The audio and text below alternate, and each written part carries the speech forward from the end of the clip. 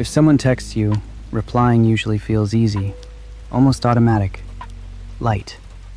And if even that sometimes feels heavy, there's already a video on this channel that might speak more directly to that experience. But for most people, typing itself isn't the issue. Now imagine that same person calling you. Not a message, not a notification, but a real call. The reaction is different, and it happens before you have time to explain it to yourself. Not because you're busy, and not because you don't care. The call simply carries more weight. It's the same person, the same conversation, yet the pressure feels different. Talking asks for you in real time, without edits, without buffers, without that small private pause where you can gather yourself unnoticed. Writing doesn't. And so, without ever naming it as a choice, typing becomes the default. Not because it's better, but because it asks less. And after a while, you don't just prefer writing out of convenience. You prefer it because talking starts to feel like more than communication. It feels like commitment. 50 years ago, silence wasn't really an option. Not because people were more social, not because they loved talking more, but because talking was how you stayed alive, how you knew what was happening, how you got things done. You talked to your neighbor because your neighbor knew when the store got new stock. You talked to the woman at the post office because she knew whose cousin was hiring. You talked to your family because the phone was shared and expensive, and you had 10 minutes to say everything before the bill got too high.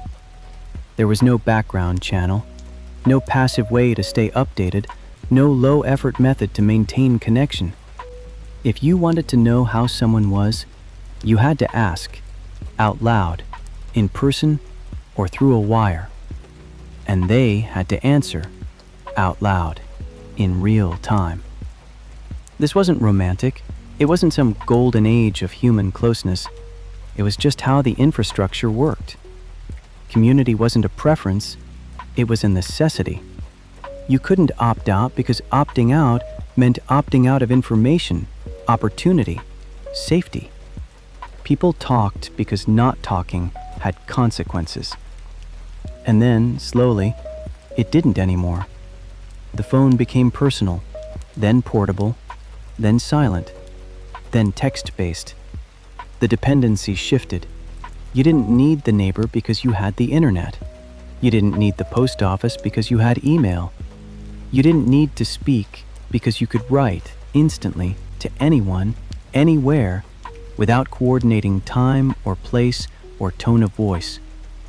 Progress made isolation possible, not mandatory, not recommended, just possible.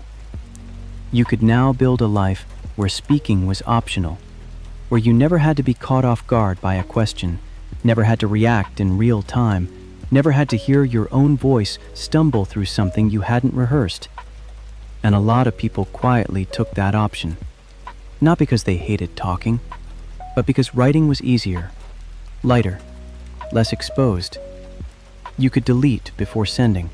You could take 3 minutes to respond to something that would have required 3 seconds in person. You could be your best draft instead of your first instinct. There was nothing broken about this. It was just adaptation. The environment changed and people adjusted, the way they always do. Here's where it gets strange. Talking didn't change. Your voice didn't change. The phone call is the same length it always was. But it feels heavier now. It feels like more. And that's not because talking got worse. It's because everything around it got lighter. When typing is effortless, talking feels like effort. When writing asks nothing of your body, speaking asks everything. Your voice, your timing, your presence. The fact that you can't unsay something. The fact that silence on a call means something, while silence in a chat just means you're typing. It's not that you're afraid of talking. It's that talking now carries a weight it didn't used to carry. It became the exception, and exceptions feel like events. Think about the last time someone called you without warning. Not a scheduled call, not a follow-up, just a call, out of nowhere. There's a small jolt that happens, a half second of what's wrong before you answer. Because calls now mean urgency. They mean something that couldn't wait for text. They mean you're about to be heard, and here, without a buffer. Meanwhile, you'll text someone for 3 hours straight and feel nothing. Because text doesn't ask for your presence. It just asks for your attention, and only when you're ready to give it. This is not a critique of texting. Texting built friendships that distance would have killed. Texting let people stay close across continents, across time zones, across lives that never would have overlapped otherwise. It made intimacy portable. It made connection something you could carry in your pocket and revisit whenever you wanted. But it also made something else happen, something quieter. It let you forget what voices sound like, not literally, but emotionally. You can know someone for years now and not quite remember their laugh. You can be close to someone and realize you've never actually heard them be tired or annoyed or surprised. You know their words, their rhythm, their punctuation, but not their breath. There's an old idea that letters were romantic because they took time, because you had to wait, because the words carried the weight of distance and delay. And that's true. But here's the thing. Letters were rare. You didn't write letters to confirm dinner plans. You didn't write letters to say, "I'm running 5 minutes late."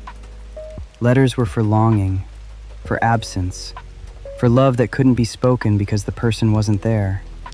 Now, writing is for everything. For strangers and best friends and delivery drivers and your mother. For jokes and logistics and grief and gossip. It's no longer sacred. It's just the way.